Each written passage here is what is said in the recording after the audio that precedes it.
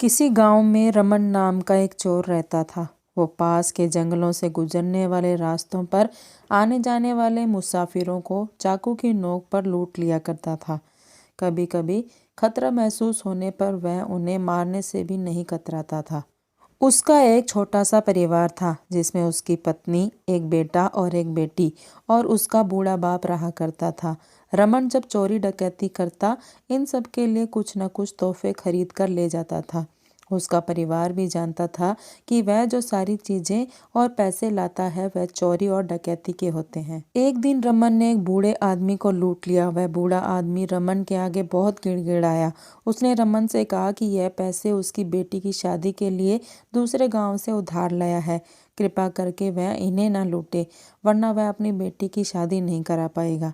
लेकिन रमन को इस बात से कोई फर्क नहीं पड़ता था, इसलिए रमन ने उस बूढ़े आदमी को धक्का मार दिया और उसका सारा पैसा छीनकर अपने घर लौट आया। घर पहुंचने पर रमन के पिता ने उससे पूछा कि आज कहाँ से आ रहे हो। तब रमन ने उन्हें बताया कि आज उसने एक बूढ़े आदमी के पैसे लूटे हैं जो अपनी बेटी की शादी के लिए पैसे उधार लेकर अपने घर जा रहा था। रमन के पिता ने उसे कहा कि तुम्हें ऐसा नहीं करना चाहिए था। ऐसा करने से तुम्हें बहुत पाप लगेगा। तुम्हें अब चोरी चकारी और डकैती छोड़ देनी चाहिए और कोई मेहनत का काम करके पैसे कमाने चाहिए। तब रमन अपने पिता पर गुस्सा हो गया। उसने कहा, आपके मुंह से ये बातें शोभा नहीं देती, क्योंकि मुझे चोरी चकारी और डकैती सिखाने वाले आप ही हैं। अब आप मुझे ज्ञान मत दीजिए। उसके पिता ने उससे कहा कि हाँ बेटा, मैंने ही यह पाप का रास्ता तुझे दिखाया है, मगर जब मुझे इस बात का एहसास हुआ कि यह रास्ता गलत है तो मैंने भी तो बुरे कर्म करने छोड़ दिए हैं। तुम भी जितनी जल्दी हो सके छोड़ दो, नहीं तो आगे जाकर बहुत पछताओगे। लेकिन रमन ने उनकी एक न सुनी और अपना बुरा काम करना जारी रखा। कुछ दिनों बाद रमन फिर से चोरी डकैती करने के लिए जंगल के आने जाने वाले रास्तों पर छिपकर बैठ गया। वहां पर एक जोड़ा नया नया शादी करके आ रहा था। उसने उन्हें पकड़ लिया और चाकू दिखाकर सारा पैसा और जेवरात मांगने लगा। इस जोड़े ने अपने पास रखे सारे पैसे और जेवरात दे दिए, मगर जब दुल्हन ने अपना मंगलसूत्र देने से मना किया तब रमन को उस पर गुस्सा आ गया और उसने दूल्हे को मार दिया और दुल्हन को बोला कि अब यह मंगलसूत्र तुम्हारे किस काम का। अब तो तुम्हारा दूल्हा भी मर गया। लाओ, इस मंगलसूत्र को निकाल कर मुझे दे दो। नई नई शादी करके आई दुल्हन अपनी आंखों के सामने अपने पति को मरता हुआ देख खुद भी सदमे से मर गई। यह सब घटना जब हो रही थी तब पास के पेड़ के नीचे बैठा साधु ये सब देख रहा था। साधु ने रमन को अपने पास बुलाया और उससे कहा कि तुम्हें इतना मूल्यवान मनुष्य जीवन मिला है और तुम इसे इतना भयंकर पाप करके व्यर्थ कर रहे हो। तुम एक ईमानदारी भरा जीवन क्यों नहीं जीते। तब रमन ने उसे कहा, यह मैं अपने लिए नहीं करता, मैं अपने परिवार के लिए करता हूँ। मैं जो लूटपाट करता हूँ उससे जो मुझे पैसे मिलते हैं वह मैं सारा अपने परिवार के ऊपर खर्च कर देता हूँ। तब साधु ने रमन को कहा कि चाहे तुम अपने परिवार के लिए पाप करते हो, मगर इस पाप का सारा हिसाब तुम्हें चुकाना पड़ेगा।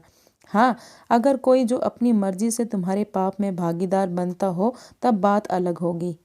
रमन ने साधु की बात सुनकर तुरंत कहा, हाँ हाँ, क्यों नहीं। मेरा पूरा परिवार मुझसे बहुत प्रेम करता है और वह सभी जरूर मेरे पाप में भागीदार बनेंगे।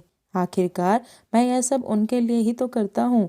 साधु ने रमन से कहा कि हो सकता है यह तुम्हारा भ्रम हो। इस बात को स्पष्ट करने के लिए तुम्हें अपने परिवार से एक बार पाप की हिस्सेदारी लेने के लिए पूछ लेना चाहिए। रमन को साधु की बात पर विश्वास नहीं हुआ, लेकिन उसने सोचा कि एक बार पूछने में क्या जाता है। उस दिन जब वह घर पहुंचा तो सारे परिवार के लिए कुछ न कुछ तोहफे लेकर गया, जिन्हें पाकर परिवार के सभी लोग बहुत खुश हो गए। उसने सबसे पहले अपने पिता से पूछा कि क्या आप मेरे पापों में भागीदार होंगे। पिता ने उससे कहा कि बेटा, मेरे खुद के ही पाप इतने सारे हैं जिनका पछतावा मैं अब तक नहीं कर रहा हूँ। भला मैं तुम्हारे पाप में भागीदार कैसे बनूं? और वैसे भी तुमसे यह काम छोड़ने के लिए तो मैं पहले से ही कह रहा हूँ। बाद में रमन अपनी पत्नी और बच्चों के पास गया। अपनी पत्नी और बच्चों से भी यही सवाल किया कि क्या वह उसके पाप के भागीदार बनेंगे।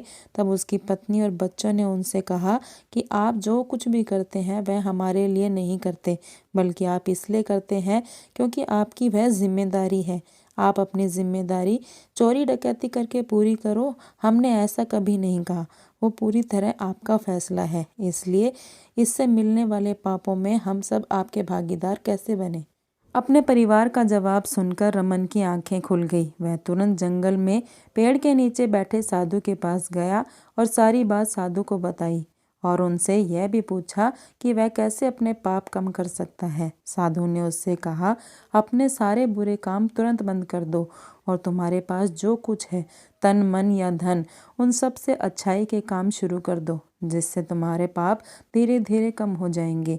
उस दिन से ही रमन ने सारे बुरे काम बंद कर दिए और अच्छाई के कामों में लग गया। दोस्तों, कहीं आप लोग भी अपनी जिम्मेदारियों को पूरा करने के लिए कुछ ऐसे काम तो नहीं कर रहे जिनकी वजह से आपकी पाप की गठरी भी भारी होती जा रही हो। याद रखिए, आप जो भी कर्म करते हो उससे मिलने वाला पाप आप चाहकर भी किसी और के साथ नहीं बांट सकते। इसलिए रुकिए, सोचिए, समझिए और अपने कर्मों को उसी हिसाब से करिए।